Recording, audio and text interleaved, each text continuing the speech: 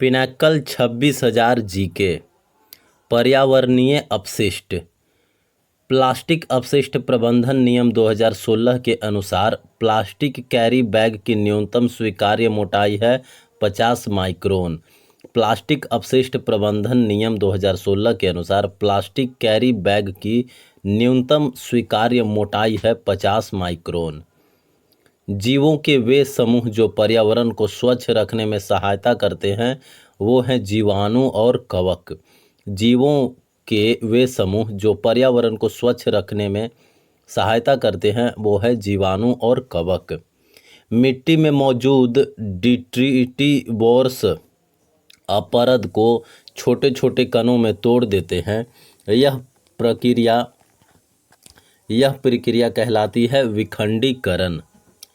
अजैव निम्नीकरणीय अपशिष्ट को विघटित नहीं किया जा सकता है प्राकृतिक घटक द्वारा। अजैव निम्नीकरणीय अपशिष्ट जो होता है उसको विघटित नहीं किया जा सकता है प्राकृतिक घटक द्वारा।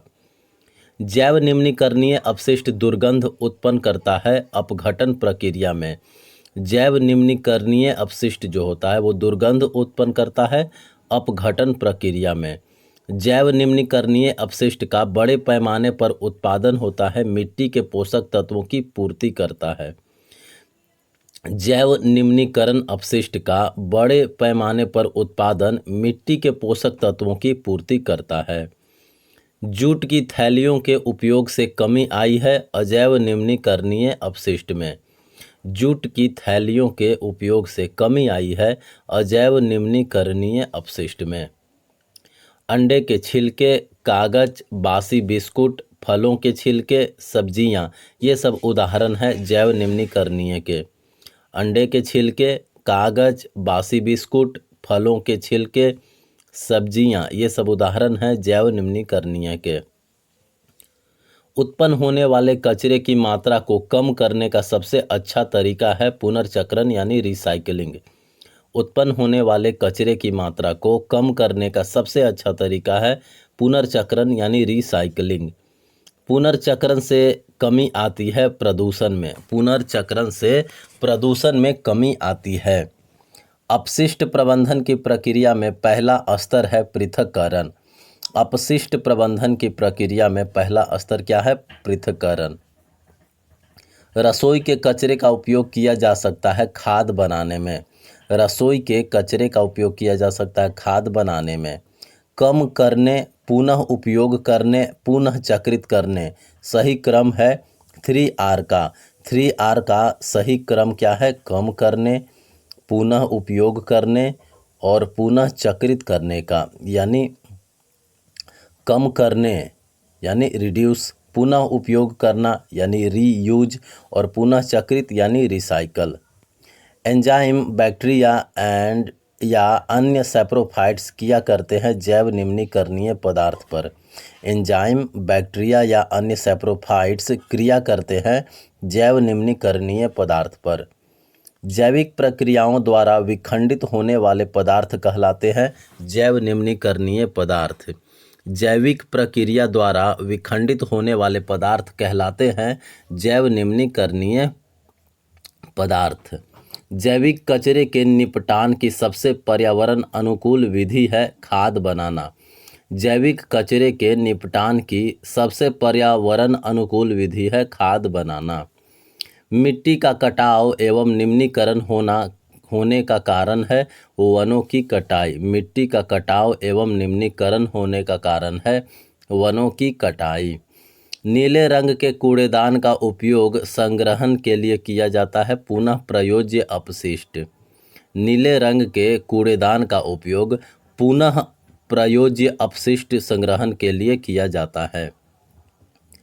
रसोई और अन्य पौधों या जानवरों के कचरे को एकत्र करने के लिए हम उपयोग करते हैं हरे कूड़ेदान का। रसोई और अन्य पौधों या जानवरों के कचरे को एकत्र करने के लिए हम उपयोग करते हैं हरे कूड़ेदान का। कम ग्रीन हाउस उत्सर्जन, रिसाइकलिंग में आसानी और विनिर्माण के लिए कम ऊर्जा की खपत करना फायदे हैं जैव निम्नीकरणीय प्लास्टिक के। कम ग्रीन हाउस उत्सर्जन, रिसाइकलिंग में आसानी और विनिर्माण के लिए कम ऊर्जा की खपत करना, ये सब फायदे हैं जैव निम्नीकरणीय प्लास्टिक के। औद्योगिक अपशिष्ट, चिकित्सा अपशिष्ट और पशु अपशिष्ट को माना जाता है जैव चिकित्सा अपशिष्ट। औद्योगिक अपशिष्ट, चिकित्सा अपशिष्ट और पशु अपशिष्ट, ये सबको जैव चिकित्सा अपशिष्ट माना जाता है। खतरनाक अपशिष्ट के निस्तारण की सर्वोत्तम विधि है जलाना। खतरनाक अपशिष्ट के निस्तारण की सर्वोत्तम विधि है जलाना।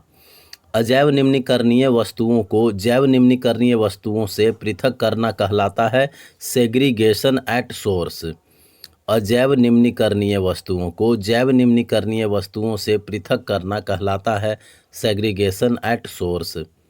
ग्लास डिश और प्लास्टिक कवर, ये सब क्या है? अजैव निम्नीकरणीय। ग्लास डिश और प्लास्टिक कवर, ये सब अजैव निम्नीकरणीय पदार्थ है। जीवाणु रहित करना और कपास से धातुओं को पृथक्करण करना एक विधि है अस्पताल कचरे के निपटान की। जीवाणु रहित करना और कपास से धातुओं को पृथक्करण करना, यह एक विधि है अस्पताल कचरे के निपटान की। घरेलू और औद्योगिक ठोस अपशिष्ट के बीच प्राथमिक अंतर यह है कि पहले वाला संरचना में विषम है। घरेलू और औद्योगिक ठोस अपशिष्ट के बीच प्राथमिक अंतर यह है कि पहले वाला संरचनात्मक विषम है, संरचना में विषम है। वृक्षों से पुरानी पत्तियां गिर जाती है क्योंकि कोशिकाएं परिपूर्ण हो जाती है अपशिष्ट पदार्थ में। वृक्षों से पुरानी पत्तियां जो है वो गिर जाती है क्योंकि कोशिकाएं परिपूर्ण हो जाती है अपशिष्ट पदार्थ से। सीवेज उपचार का एक उपोत्पाद जिसे बायोगैस बनाने के लिए अपघटित किया जाता है वो कहलाता है गाढ़ा कीचड़ यानी स्लज। सीवेज उपचार का एक उपोत्पाद जिसे बायोगैस बनाने के लिए अपघटित किया जाता है वो कहलाता है गाढ़ा कीचड़ यानी स्लज। ओजोन मॉन्ट्रियल प्रोटोकॉल 1987 संबंधित है ओजोन परत के क्षरण से। मॉन्ट्रियल प्रोटोकॉल 1987 जो है वो संबंधित है ओजोन परत के क्षरण से। क्लोरोफ्लोरोकार्बन जैसे कृत्रिम रसायनों से जुड़ी पर्यावरणीय घटना है ओजोन क्षरण। क्लोरोफ्लोरोकार्बन जैसे कृत्रिम रसायनों से जुड़ी पर्यावरणीय घटना है ओजोन क्षरण। CFC के उत्पादन को 1986 के स्तर पर स्थिर करना, यह मुख्य उद्देश्य था UNEP समझौता 1987 का। CFC के उत्पादन को 1986 के स्तर पर स्थिर करना, यह समझौते का मुख्य उद्देश्य था UNEP समझौता 1987 का। क्लोरोफ्लोरोकार्बन नष्ट कर सकते हैं ओजोन परत को। वायुमंडल के उच्च स्तर पर ओजोन पराबैंगनी विकिरण के प्रभाव का एक उत्पाद है ऑक्सीजन अणु। वायुमंडल के उच्च स्तर पर ओजोन पराबैंगनी विकिरण के प्रभाव का एक उत्पाद है ऑक्सीजन अणु। वायुमंडल में ओजोन का स्तर कम होना शुरू हुआ 1980 से। वायुमंडल में ओजोन का स्तर जो है वो कम होना शुरू हुआ 1980 से। ओजोन छिद्र स्थित है अंटार्कटिका के ऊपर। ओजोन छिद्र जो है वो स्थित है कहाँ? अंटार्कटिका के ऊपर। संयुक्त राष्ट्र पर्यावरण कार्यक्रम UNEP जो है वो CFC उत्पादन को रोकने के लिए एक समझौता करने में सफल रहा। कब? 1986 के स्तर पर। संयुक्त राष्ट्र पर्यावरण कार्यक्रम CFC उत्पादन को रोकने के लिए एक समझौता करने में सफल रहा 1986 के स्तर पर। ओजोन का उत्पादन होता है समताप मंडल से। ओजोन का उत्पादन जो है वो किस मंडल से? समताप मंडल से होता है। जलीय जंतुओं का उत्पादन कम होना, स्थलीय पौधों की वृद्धि में कमी और त्वचा कैंसर इसके दीर्घकालिक प्रभाव है किसके? ओजोन क्षरण के। जलीय जंतुओं का उत्पादन कम होना, स्थलीय पौधों की वृद्धि में कमी और त्वचा कैंसर, ये सब प्रभाव है ओजोन क्षरण के। ओजोन परत पृथ्वी की रक्षा करती है किससे? हानिकारक UV किरणें से। ओजोन परत जो है वो पृथ्वी की रक्षा करती है हानिकारक UV किरणों से। प्रणोदक, रिफ्रिजरेंट्स और फोम ब्लोइंग ये सब घटक है हाइड्रोकार्बन के। प्रणोदक, रिफ्रिजरेंट्स और फोम ब्लोइंग ये सब घटक हैं हाइड्रोकार्बन के। त्वचा कैंसर के लिए उत्तरदायी किरणें हैं UVA एंड UVB। त्वचा कैंसर के लिए उत्तरदायी किरणें हैं UVA एंड UVB। ओजोन परत बनी है 3 ऑक्सीजन परमाणुओं यानी O3 से।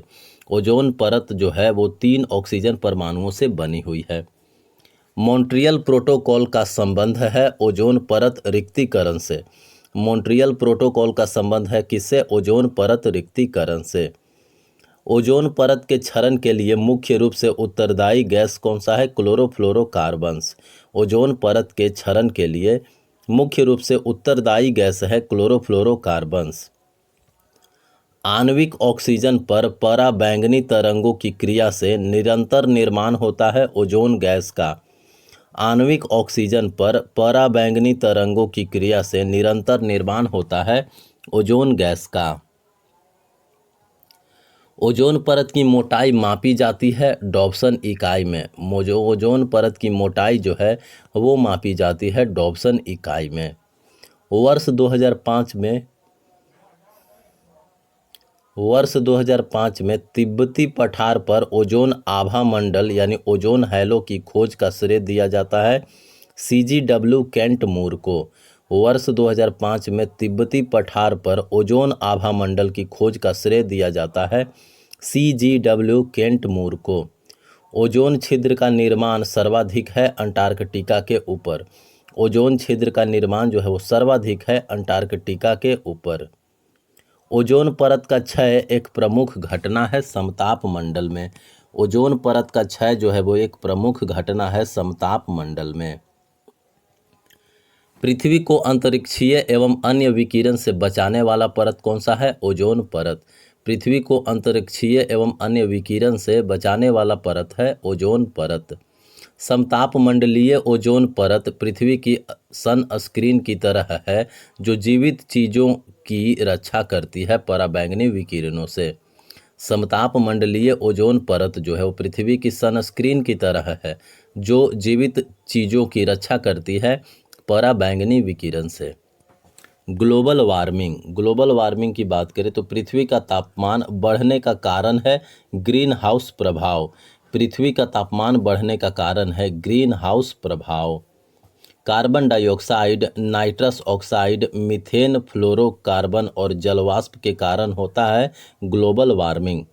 Carbon dioxide, nitrous oxide, methane, chlorofluorocarbon और जलवाष्प ये सब के कारण होता है क्या? Global warming. वायु में CO2 की मात्रा बढ़ने से होता है क्या? Global warming. वायु में अगर CO2 की मात्रा बढ़ जाता है तो ग्लोबल वार्मिंग भी बढ़ने लगेगा। कार्बन डाइऑक्साइड एक उदाहरण है ग्रीन हाउस गैस का। कार्बन डाइऑक्साइड जो है वो उदाहरण है किसका? ग्रीन हाउस गैस का। प्रभावित लोगों की संख्या की दृष्टि से ग्लोबल वार्मिंग से सबसे अधिक प्रभावित महाद्वीप है कौन सा? एशिया। प्रभावित लोगों की संख्या की दृष्टि से ग्लोबल वार्मिंग से सबसे अधिक प्रभावित महाद्वीप है एशिया। जीवाश्म ईंधन, कोयला, कच्चा तेल और प्राकृतिक गैस ये सब अनवीकरणीय संसाधन है। जीवाश्म ईंधन, कोयला, कच्चा तेल और प्राकृतिक गैस ये सब अनवीकरणीय संसाधन हैं। वह क्षेत्र जो ग्रीन हाउस गैसों का सबसे बड़ा उत्सर्जक है वो है ऊर्जा क्षेत्र। वह क्षेत्र जो ग्रीन हाउस गैसों का सबसे बड़ा उत्सर्जक है वो है ऊर्जा क्षेत्र। ग्रीन हाउस गैस उत्सर्जन पर एक अंतर्राष्ट्रीय संधि है वो है Kyoto protocol. Green house gas उत्सर्जन पर एक अंतर्राष्ट्रीय संधि है वो है क्योटो प्रोटोकॉल। आर्कटिक ग्रीनिंग का कारण है ग्लोबल वार्मिंग। आर्कटिक ग्रीनिंग का कारण है ग्लोबल वार्मिंग। ग्रीन हाउस प्रभाव उत्पन्न करने के लिए उत्तरदायी रसायन या गैसें हैं जलवाष्प, CO2 और CFCS। ग्रीन हाउस प्रभाव उत्पन्न करने के लिए उत्तरदायी रसायन या गैसें हैं जलवाष्प, CO2 और क्लोरोफ्लोरोकार्बन्स। ग्रीन हाउस गैस उत्सर्जन को कम करने के लिए मोबिलाइज योर सिटी समझौते पर हस्ताक्षर किए भारत और फ्रांस ने। ग्रीन हाउस गैस उत्सर्जन को कम करने के लिए मोबिलाइज योर सिटी पर हस्ताक्षर किए भारत और फ्रांस ने। ईंधन के रूप में लकड़ी का उपयोग, परिवहन के लिए पेट्रोल वाहनों का प्रयोग और थर्मल पावर प्लांट से उत्सर्जन, ये सब उत्तरदायी हैं ग्रीन हाउस प्रभाव के लिए। स्वच्छ विकास तंत्र कार्यक्रम का उपयोग कम करने के लिए किया जाता है ग्रीन हाउस गैस उत्सर्जन। स्वच्छ विकास तंत्र कार्यक्रम का उपयोग ग्रीन हाउस गैस उत्सर्जन को कम करने के लिए किया जाता है। क्योटो प्रोटोकॉल द्वारा मान्यता प्राप्त ग्रीन हाउस गैसों की संख्या कितनी है? 6। क्योटो प्रोटोकॉल द्वारा मान्यता प्राप्त ग्रीन हाउस गैसों की संख्या 6 है। वायु गुणवत्ता सुनिश्चित करने के लिए कार्बन मोनोऑक्साइड का प्राथमिक मानक स्तर है 9 ppm। वायु गुणवत्ता सुनिश्चित करने के लिए कार्बन मोनोऑक्साइड का प्राथमिक मानक स्तर क्या है? 9 ppm। कोयला एवं पेट्रोलियम का उपयोग योगदान देता है ग्लोबल वार्मिंग में। कोयला एवं पेट्रोलियम का उपयोग जो है ग्लोबल वार्मिंग में योगदान देता है। पर्यावरण के प्रति अपनी असंवेदनशीलता के कारण घास की वह प्रजाति जो विलुप्त होने के कगार पर है वो है हबर्डिया हेप्टान्यूरॉन। पर्यावरण के प्रति अपनी असंवेदनशीलता के कारण घास की वह प्रजाति जो विलुप्त होने के कगार पर है वो है हबर्डिया हेप्टान्यूरॉन। ग्रीन हाउस प्रभाव लगभग पूर्णतः होता है क्षोभ मंडल में। ग्रीन हाउस प्रभाव लगभग पूर्णतः होता है कौन से मंडल में? क्षोभ मंडल में। ग्रीन हाउस गैसों की अवधारणा प्रतिपादित की ग्रीन हाउस गैसों की अवधारणा जो है वो प्रतिपादित की गई थी जोसेफ फूरियर द्वारा। ग्रीन हाउस गैसों की अवधारणा जो है वो जोसेफ फूरियर द्वारा प्रतिपादित किया गया था। जुगाली करने वाले जानवरों द्वारा उत्सर्जित ग्रीन हाउस गैस कौन सा है? मीथेन। जुगाली करने वाले जानवरों द्वारा उत्सर्जित ग्रीन हाउस गैस है मीथेन। हमारी दिन प्रतिदिन की गतिविधियों द्वारा उत्पादित ग्रीन हाउस गैसों की मात्रा को कहा जाता है कार्बन फुटप्रिंट। हमारी दिन प्रतिदिन की गतिविधियों द्वारा उत्पादित ग्रीन हाउस गैसों की मात्रा को कहा जाता है क्या? Carbon footprint. ग्लोबल वार्मिंग को संबोधित करने के लिए कार्बन टैक्स का प्रस्ताव करने वाला दुनिया का पहला देश था न्यूजीलैंड। ग्लोबल वार्मिंग को संबोधित करने के लिए कार्बन टैक्स का प्रस्ताव करने वाला दुनिया का पहला देश था न्यूजीलैंड। नाइट्रस ऑक्साइड या लाफिंग गैस एक ग्रीन हाउस गैस है। इसकी खोज की गई थी जोसेफ प्रिस्टले द्वारा। नाइट्रस ऑक्साइड या लाफिंग गैस एक ग्रीन हाउस गैस है। इसकी खोज की गई थी जोसेफ प्रिस्टले द्वारा।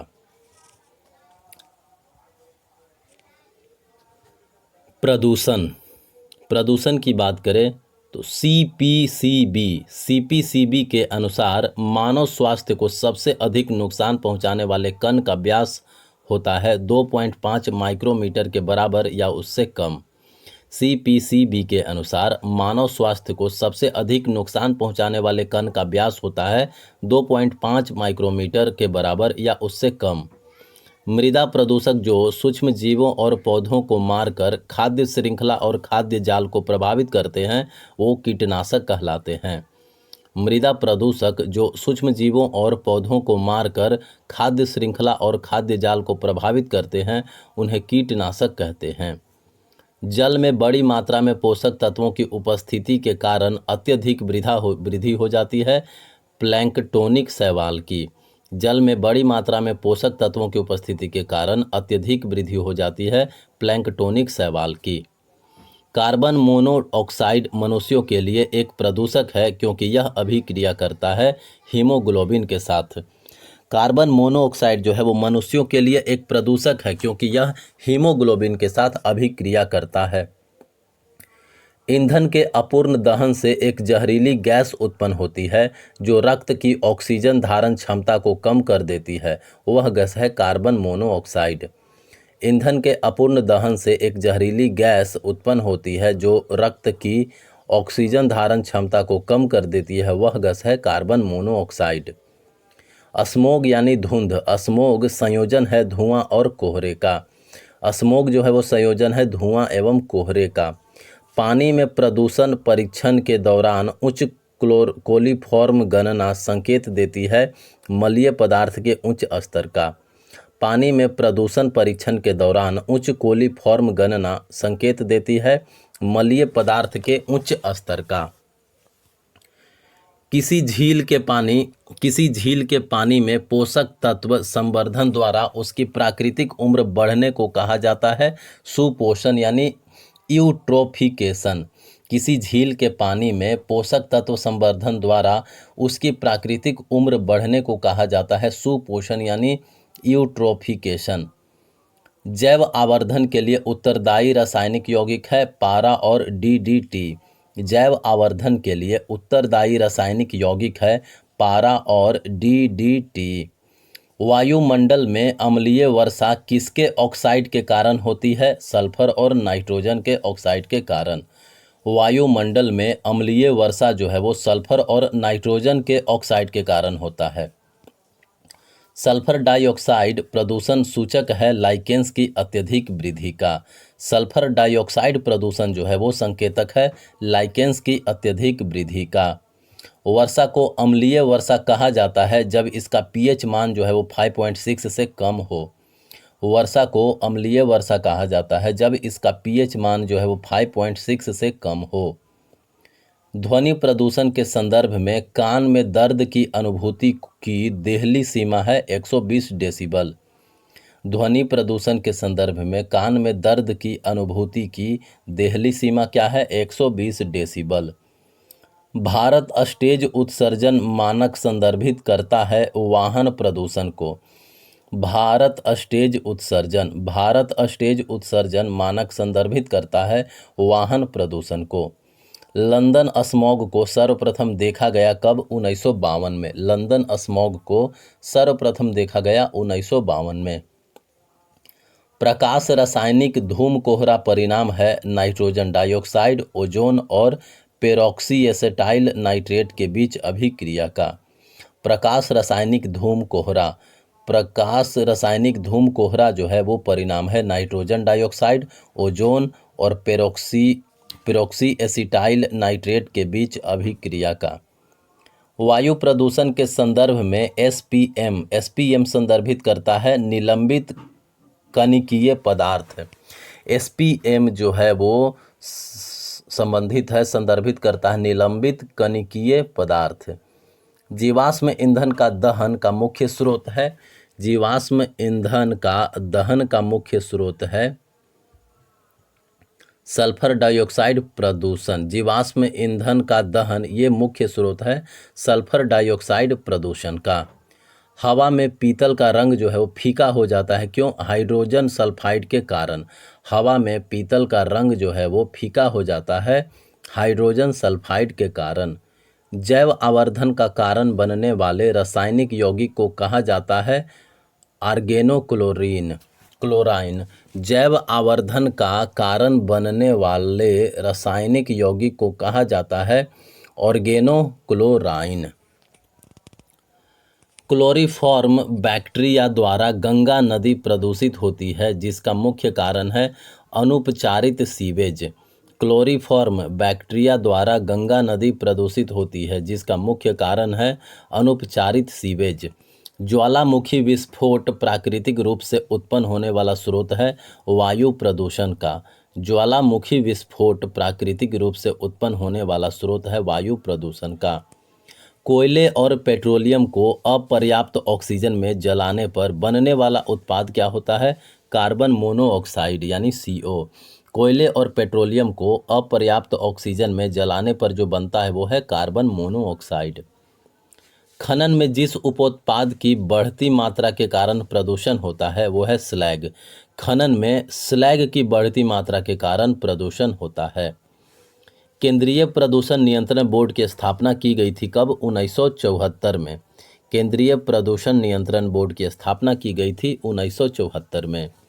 वायु प्रदूषक पार्टिकुलेट मैटर को कहा जाता है कालिख। वायु प्रदूषक पार्टिकुलेट मैटर को कहा जाता है कालिख यानी सूट। भारत में वायु अधिनियम को अधिनियमित किया गया था कब? 1981 में। भारत में वायु प्रदूषण की रोकथाम और नियंत्रण अधिनियम को अधिनियमित किया गया था 1981 में। क्लोरोफ्लोरोकार्बन से निकलने वाली गैस जो ओजोन परत के लिए हानिकारक है वो है क्लोरीन।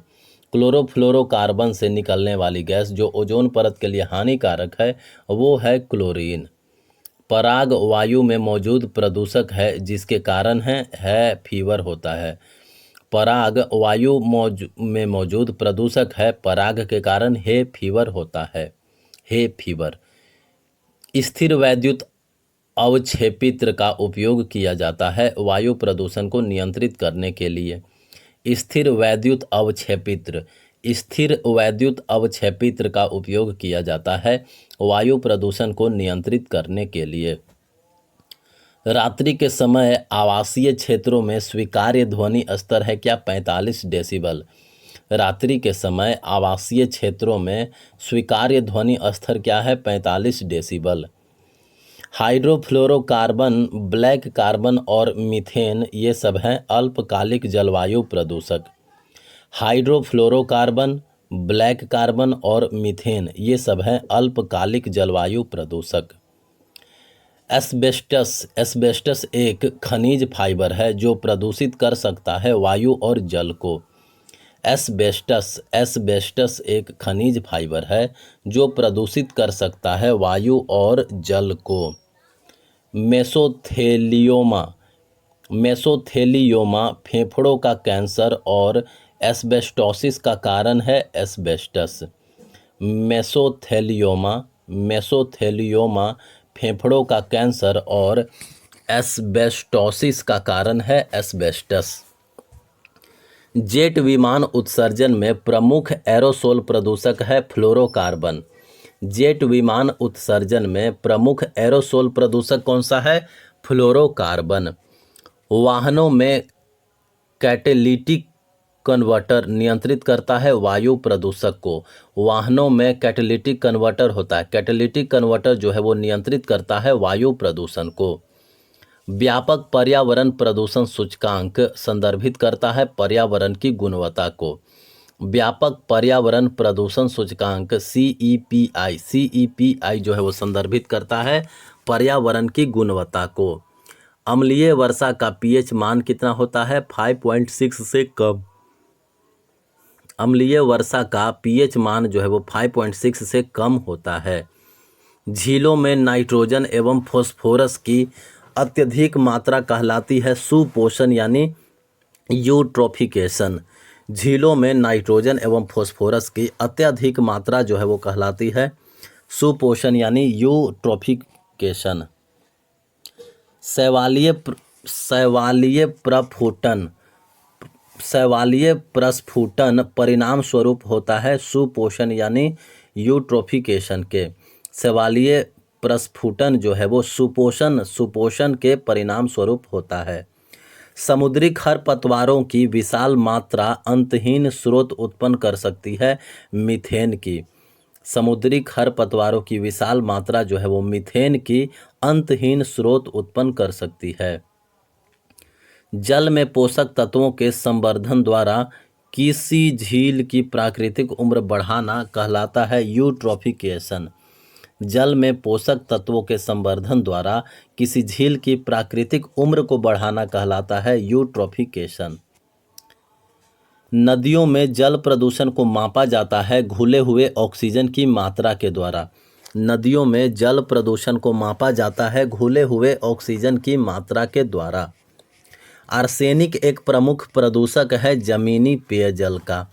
आर्सेनिक एक प्रमुख प्रदूषक है जमीनी पेयजल का। कीटनाशक DDT का आविष्कार 1939 में किया गया था। किसके द्वारा? पॉल हरमन मूलर के द्वारा। कीटनाशक DDT का आविष्कार 1939 में किया गया था पॉल हरमन मूलर द्वारा।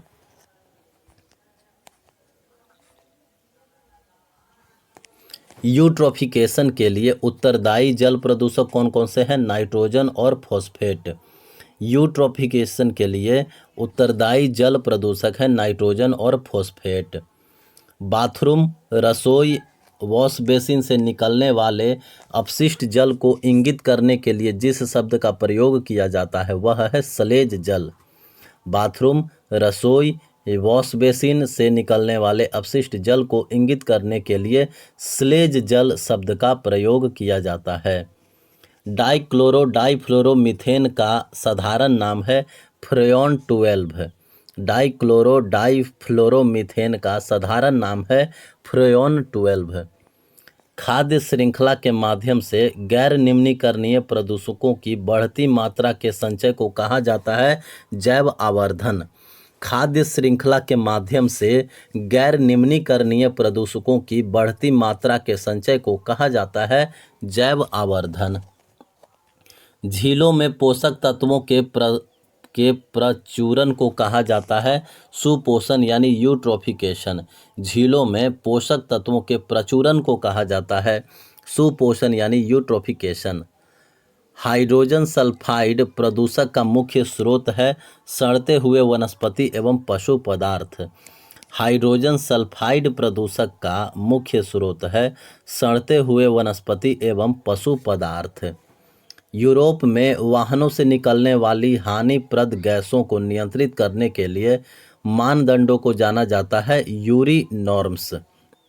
यूरोप में वाहनों से निकलने वाली हानिप्रद गैसों को नियंत्रित करने के लिए मानदंड जो तय किया गया उसको जाना जाता है euro norms. Bag filter, cyclone collector, cyclone separator एक वाद्य उपकरण है जो रोकता है वायु प्रदूषण को। Bag filter, cyclone collector, cyclone separator और ये सब एक वाद्य उपकरण है जो रोकता है वायु प्रदूषण को। सूर्य के प्रकाश की उपस्थिति में NO2O3 और पेरोक्सी एसिटाइल नाइट्रेट के बीच अभिक्रिया का परिणाम क्या है? प्रकाश रासायनिक धूम यानी फोटोकेमिकल स्मॉग। सूर्य के प्रकाश की उपस्थिति में NO2O3 और पेरोक्सी एसिटाइल नाइट्रेट ये सब के बीच अभिक्रिया जो है वो परिणाम है प्रकाश रासायनिक धूम के। ग्रीन मफलर का प्रयोग किससे बचने के लिए किया जाता है? ध्वनि प्रदूषण से। ग्रीन मफलर का प्रयोग जो है वो ध्वनि प्रदूषण से बचने के लिए किया जाता है। प्रदूषण जो नॉक नी सिंड्रोम के लिए उत्तरदायी है वो है फ्लोराइड। प्रदूषण जो नॉक नी सिंड्रोम के लिए उत्तरदायी है वो है फ्लोराइड। एक सामान्य बातचीत की तीव्रता डेसिबल में होती है 30 से 60 डेसिबल के बीच। एक सामान्य बातचीत की तीव्रता जो है वो 30 से 60 डेसिबल के बीच होती है। 80 डेसिबल से ऊपर की आवाज़ को माना जाता है खतरनाक ध्वनि प्रदूषण। 80 डेसिबल के ऊपर की आवाज़ को 80 डेसिबल के ऊपर की आवाज़ को खतरनाक ध्वनि प्रदूषण माना जाता है। उच्च प्रदूषण स्तर के कारण जिस नदी को जैविक रेगिस्तान के नाम से जानी जाती है वो है दामोदर नदी। उच्च प्रदूषण स्तर के कारण जिस नदी को जैविक रेगिस्तान के नाम से जाना जाता है वो है दामोदर नदी। रिंगेलमैन स्केल रिंगेलमैन स्केल का प्रयोग किसके घनत्व मापन में होता है?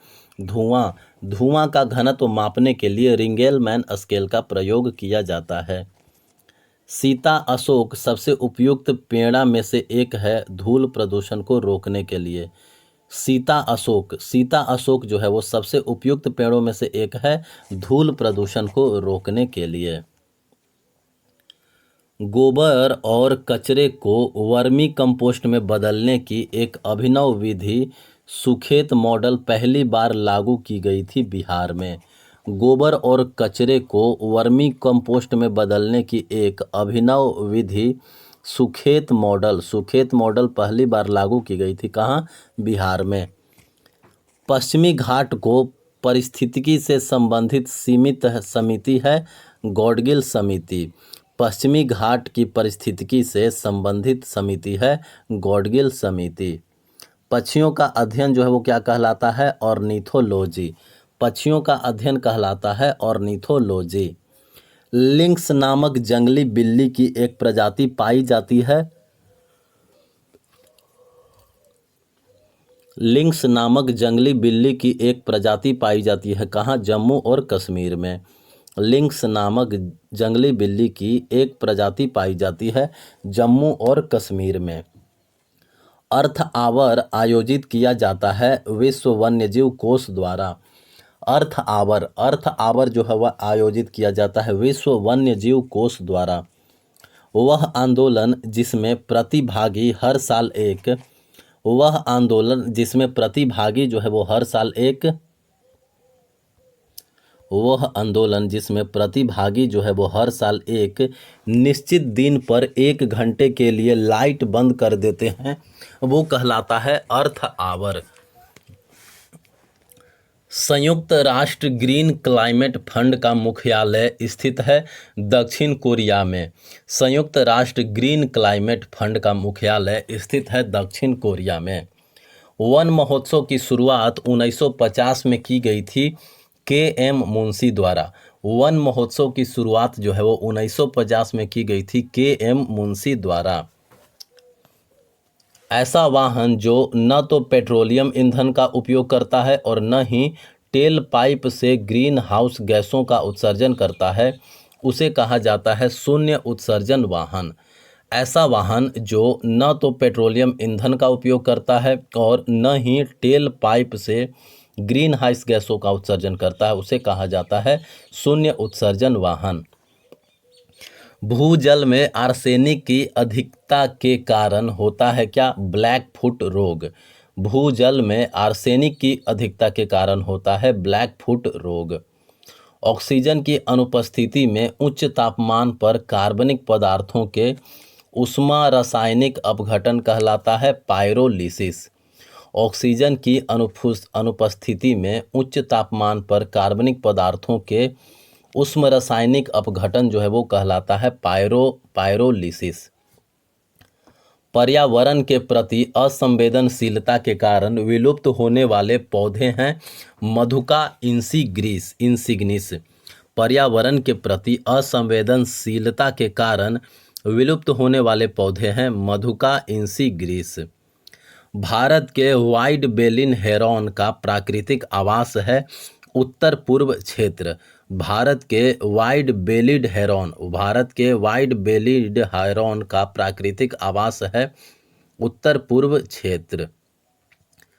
प्रति इकाई क्षेत्र बायोमास की उत्पादकता का निर्धारण किया जाता है पारिस्थितिकी तंत्र की आयु से विभाजित करके। प्रति इकाई क्षेत्र बायोमास की उत्पादकता का निर्धारण किया जाता है पारिस्थितिकी तंत्र की आयु से विभाजित करके। झरने का पानी होता है प्राकृतिक जल का शुद्धतम रूप।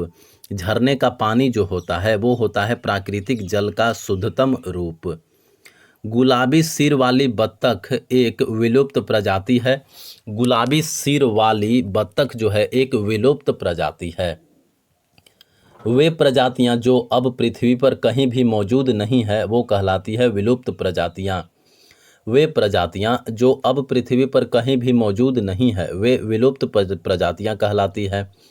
रसोई के कचरे सहित पौधों और जानवरों के कचरे को खाद में परिवर्तित करना कहलाता है कंपोस्टिंग। रसोई के कचरे सहित पौधों और जानवरों के कचरे को खाद में परिवर्तित करना कहलाता है कंपोस्टिंग। रेड वर्म का उपयोग करके रसोई के कचरे से खाद बनाने की विधि कहलाती है वर्मी कंपोस्टिंग। रेड वर्म का उपयोग करके रसोई के कचरे से खाद बनाने की विधि जो है वो कहलाती है वर्मी कंपोस्टिंग। शैवाल की प्रजातियां उपयोग की जाती है ईंधन के रूप में। शैवाल की प्रजातियां जो है उनको उपयोग किया जाता है ईंधन के रूप में। यूएनडीपी की मानव विकास रिपोर्ट 3 संकेतकों स्वास्थ्य, शिक्षा एवं जीवन स्तर को जोड़ती है। यूएनडीपी की मानव विकास रिपोर्ट जो है वो 3 संकेतकों स्वास्थ्य, शिक्षा एवं जीवन स्तर ये तीनों को जोड़ती है। भारतीय प्राणी सर्वेक्षण द्वारा प्रकाशित field guide birds of India के अनुसार भारत में पक्षियों की प्रजातियों की संख्या कितनी है? 1331। भारत में पक्षियों की प्रजातियों की संख्या 1331 है बर्ड्स ऑफ इंडिया के अनुसार। कंक्रीट, फाइबर ग्लास या प्लास्टिक से बना घरेलू सीवेज का उपचार करने वाला एक भूमिगत कंटेनर है septic tank. Concrete, fibre glass या प्लास्टिक से बना घरेलू सीवेज का उपचार करने वाला एक भूमिगत कंटेनर सेप्टिक टैंक है। वह प्रक्रिया जिसके द्वारा जल भूमि में रिसता है वह प्रक्रिया कहलाती है अंतःसंयंदन। वह प्रक्रिया जिसके द्वारा जल जो है वो भूमि में रिसता है वह प्रक्रिया कहलाती है अंतःसंयंदन। भारत में गिद्धों की आबादी खत्म होने का एक मुख्य कारण है डिक्लोफेनाक दवा। भारत में गिद्धों की आबादी खत्म होने का कारण एक मुख्य कारण है डिक्लोफेनाक दवा। रासायनिक कीटनाशक प्रदर्शित करते हैं जैविक आवर्धन को। रासायनिक कीटनाशक जो है वो जैविक आवर्धन प्रदर्शित करते हैं। लक्षद्वीप में वन आवरण का प्रतिशत है 90.33%। लक्षद्वीप में वन आवरण का प्रतिशत है 90.33%। जलवायु परिवर्तन पर अंतर सरकारी पैनल और अल गोर ने पर्यावरण संबंधी मुद्दों को उठाने के लिए नोबेल शांति पुरस्कार जीता था 2007 में। जलवायु परिवर्तन पर अंतर सरकारी पैनल और अल गोर ने पर्यावरण संबंधी मुद्दों को उठाने के लिए नोबेल शांति पुरस्कार जीता है 2007 में। वनों की कटाई से निपटने के लिए जमीनी स्तर के आंदोलन के संस्थापक हैं वांगारी माथाई। वनों की कटाई से निपटने के लिए जमीनी स्तर के आंदोलन के संस्थापक है Wangari Maathai. State of the global climate प्रकाशित किया गया है विश्व मौसम विज्ञान संगठन द्वारा। State of the global climate प्रकाशित किया गया विश्व मौसम विज्ञान संगठन द्वारा। वायुमंडल से ऑक्सीजन का उपयोग किया जाता है दहन और श्वसन के रूप में। वायुमंडल से ऑक्सीजन का उपयोग किया जाता है दहन और श्वसन के रूप में। गिरगिट अक्सर अपने आसपास के वातावरण में स्वयं को परिवर्तित कर लेते हैं। गिरगिट जो है वो अक्सर अपने आसपास के वातावरण में स्वयं को परिवर्तित कर लेते हैं स्वयं के बचाव के लिए। 2011 से सुप्रीम कोर्ट ने किसके निर्माण, भंडारण और बिक्री पर प्रतिबंध लगाया है? एंडोसल्फान। 2011 से सुप्रीम कोर्ट ने एंडोसल्फान के निर्माण, भंडारण और बिक्री पर प्रतिबंध लगाया है। 2,4-D क्या है? यह एक खरपतवार नाशी है। 2,4-D जो है वो यह एक खरपतवार नाशी है। मरकरी पर मिनीमाता कन्वेंशन को अपनाया गया था 2013 में। मरकरी पर मिनीमाता कन्वेंशन को अपनाया गया था कब? 2013 में। यूनियन कार्बाइड गैस रिसाव त्रासदी हुई थी।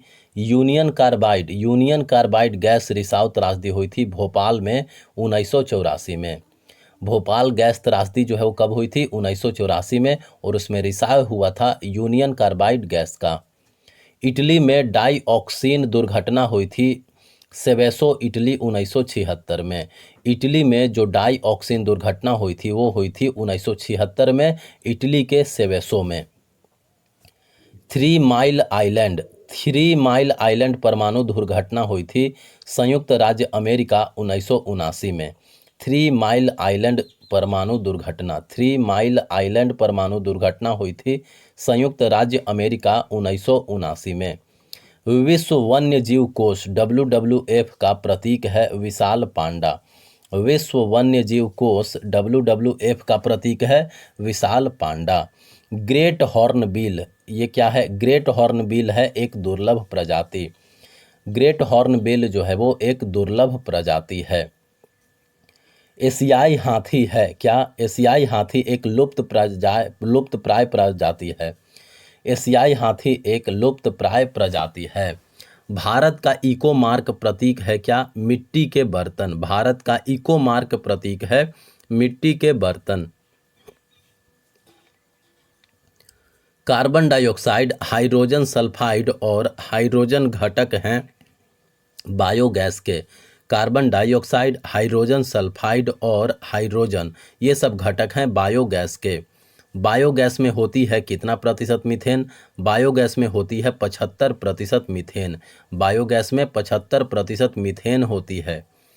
गैलापागोस द्वीप समूह का संबंध है चार्ल्स डार्विन से।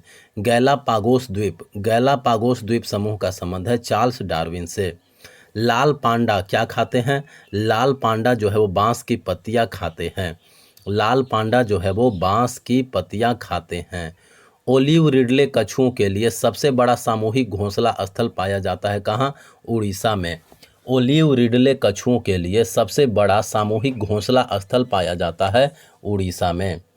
कस्तूरी मृग का निवास स्थान उच्च अल्पाइन वातावरण है 2500 मीटर की ऊंचाई से ऊपर। कस्तूरी मृग का निवास स्थान उच्च अल्पाइन वातावरण है 2500 मीटर की ऊंचाई से ऊपर।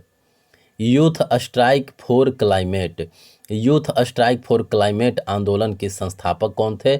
Greta Thunberg. Youth strike for climate आंदोलन के संस्थापक थे ग्रेटा थुनबर्ग।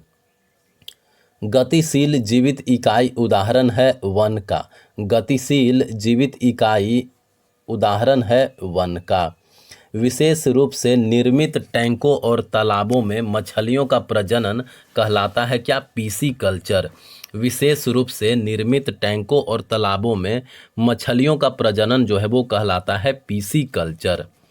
पक्षियों का अध्ययन कहलाता है ऑर्निथोलॉजी। पक्षियों का अध्ययन जो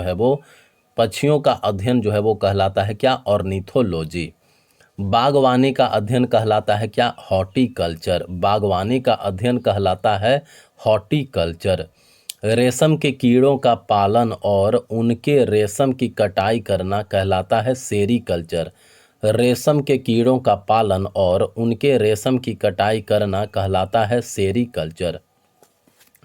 भारतीय प्राणी सर्वेक्षण द्वारा लिखित पुस्तक field guide birds of India में उल्लेख है 1331 पक्षी के प्रजातियों का। भारतीय प्राणी सर्वेक्षण द्वारा लिखा गया पुस्तक जिसका नाम है birds of India. Birds of India में कितने प्रजाति उल्लेखित है? 1331। अंडमान और निकोबार द्वीप समूह साथ ही लक्षद्वीप द्वीप समूह को आशा स्थल के रूप में चिन्हित किया गया है IUCN और मिशन ब्लू के द्वारा।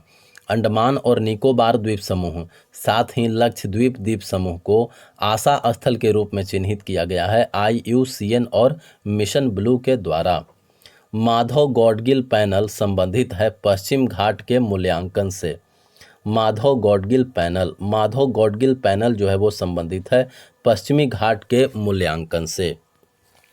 वायु की गुणवत्ता दर्शाने का एक मापक पैमाना है वायु गुणवत्ता सूचकांक। वायु की गुणवत्ता दर्शाने का एक मापक पैमाना है वायु गुणवत्ता सूचकांक।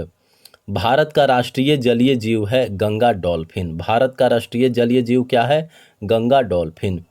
ओलिव रिडले कछुओं का सबसे बड़ा सामूहिक घोंसला स्थल है उड़ीसा का तट। भारत में पर्यावरण, वन और जलवायु परिवर्तन मंत्रालय एक नोडल एजेंसी है संयुक्त राष्ट्र पर्यावरण कार्यक्रम के लिए। भारत में पर्यावरण, वन और जलवायु परिवर्तन मंत्रालय एक नोडल एजेंसी है संयुक्त राष्ट्र पर्यावरण कार्यक्रम के लिए।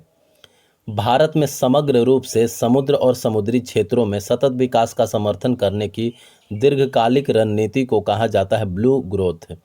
भारत में समग्र रूप से समुद्र और समुद्री क्षेत्रों में सतत विकास का समर्थन करने की दीर्घकालिक रणनीति को कहा जाता है ब्लू ग्रोथ। भारत में सर्वाधिक वन क्षेत्र वाला राज्य कौन सा है? मध्य प्रदेश। भारत में सर्वाधिक वन क्षेत्र वाला राज्य है मध्य प्रदेश। कुल भौगोलिक क्षेत्र में वन क्षेत्र का प्रतिशत सबसे अधिक किस केंद्र शासित प्रदेश में है? लक्षद्वीप में। कुल भौगोलिक क्षेत्र में वन क्षेत्र का प्रतिशत जो है वो सबसे अधिक लक्षद्वीप में है। भारत में सबसे अधिक मात्रा में सिक्लिड्स पाए जाते हैं केरल के अप्रवाही जल में। भारत में सबसे अधिक मात्रा में सिक्लिड्स जो है वो पाए जाते हैं केरल के अप्रवाही जल में। टुमोरोज बायोडाइवर्सिटी की लेखिका हैं वंदना शिवा। टुमोरोज बायोडाइवर्सिटी की लेखिका कौन है? वंदना शिवा। जिस चक्र में सौर विकिरण की मुख्य भूमिका है वो है जल चक्र। जिस चक्र में सौर विकिरण की मुख्य भूमिका है वह है जल चक्र यानी वाटर साइकिल। राष्ट्रीय पर्यावरण इंजीनियरिंग अनुसंधान संस्थान स्थित है कहाँ? नागपुर में। और राष्ट्रीय पर्यावरण इंजीनियरिंग अनुसंधान संस्थान जो है वो स्थित है नागपुर में। ईपीए का पूर्ण रूप है एनवायरमेंटल प्रोटेक्शन एजेंसी। ईपीए का पूर्ण रूप है एनवायरमेंटल प्रोटेक्शन एजेंसी। एनईए का पूर्ण रूप है नेशनल एनवायरनमेंट अथॉरिटी। एनईए का पूर्ण रूप है national environment authority. Green peas international का मुख्यालय स्थित है कहाँ? एम्स्टर्डम में। ग्रीन पीस इंटरनेशनल मुख्यालय स्थित है एम्स्टर्डम में।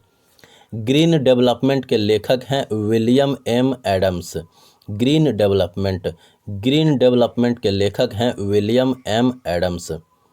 पर्यावरण संरक्षण के लिए ग्रीन आर्मी की शुरुआत की गई थी ऑस्ट्रेलिया के द्वारा।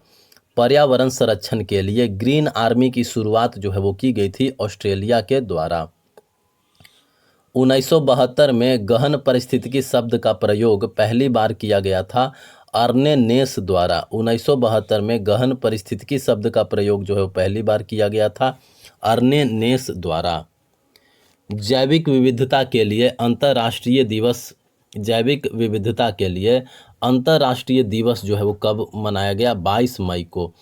जैविक विविधता के लिए अंतर्राष्ट्रीय दिवस मनाया जाता है 22 मई को। 1962 में प्रकाशित पुस्तक साइलेंट स्प्रिंग्स लिखी गई राचेल कार्सन द्वारा। 1962 में प्रकाशित पुस्तक साइलेंट स्प्रिंग लिखी गई राचेल कार्सन द्वारा। पारिस्थितिकी संक्रमण अवधारणा का सर्वप्रथम प्रयोग किया गया जॉन बेनेट द्वारा। पारिस्थितिकी संक्रमण अवधारणा का सर्वप्रथम प्रयोग जो है वो किया गया था जॉन बेनेट द्वारा। मोनोक्लाइमेक्स यानी एकल चरम, मोनोक्लाइमेक्स सिद्धांत का प्रतिपादन किया था F.E. क्लेमेंट्स ने। मोनोक्लाइमेक्स एकल चरम सिद्धांत का प्रतिपादन किया था F.E. क्लेमेंट्स ने। औद्योगिक क्षेत्रों में अनुमेय शोर सीमा दिन के लिए 75 डेसिबल और रात में 70 डेसिबल है। औद्योगिक क्षेत्रों में अनुमेय शोर की सीमा जो है वो दिन में 75 डेसिबल और रात में 70 डेसिबल है। आवासीय क्षेत्रों में अनुमेय शोर की सीमा जो है वो दिन में 55 डेसिबल और रात में 45 डेसिबल है। व्यावसायिक क्षेत्रों में अनुमेय शोर सीमा जो है वो दिन के लिए 65 डेसिबल और रात में 55 डेसिबल है। ध्वनि निषिद्ध क्षेत्र में अनुमेय शोर सीमा जो है दिन के लिए 50 डेसिबल और रात में 40 डेसिबल है। इको मार्क प्रतीक संबंधित है पर्यावरण अनुकूल उत्पाद से।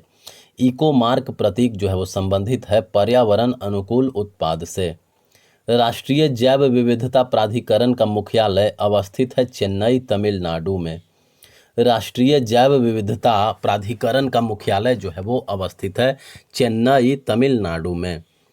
प्रत्येक वर्ष दिए जाने वाले इंदिरा गांधी पर्यावरण पुरस्कार का आधार होता है पर्यावरण के क्षेत्र में सार्थक योगदान।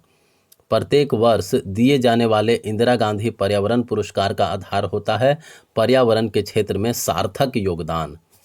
राजीव गांधी पर्यावरण पुरस्कार किस क्षेत्र में उत्कृष्टता के लिए दिया जाता है? स्वच्छ प्रौद्योगिकी एवं विकास में। राजीव गांधी पर्यावरण पुरस्कार जो है वो स्वच्छ प्रौद्योगिकी एवं विकास में उत्कृष्टता के लिए दिया जाता है। वृक्षों की कटाई पर प्रतिबंध लगाने वाला विश्व का पहला देश है नॉर्वे। वृक्षों की कटाई पर प्रतिबंध लगाने वाला विश्व का पहला देश है Norway. Indian institute of ecology and environmental अवस्थित है कहाँ? नई दिल्ली में। Indian institute of ecology and environment अवस्थित है नई दिल्ली में। भारत का पहला राष्ट्रीय समुद्री जीव विविधता केंद्र स्थित है जामनगर गुजरात में। भारत का पहला राष्ट्रीय समुद्री जैव विविधता केंद्र जो है वो स्थित है जामनगर गुजरात में। राष्ट्रीय ध्रुवीय एवं महासागर अनुसंधान केंद्र स्थित है गोवा में। राष्ट्रीय ध्रुवीय एवं महासागर अनुसंधान केंद्र जो है वो स्थित है गोवा में। भारत का अंटार्कटिक अध्ययन केंद्र स्थित है कहाँ? गोवा में।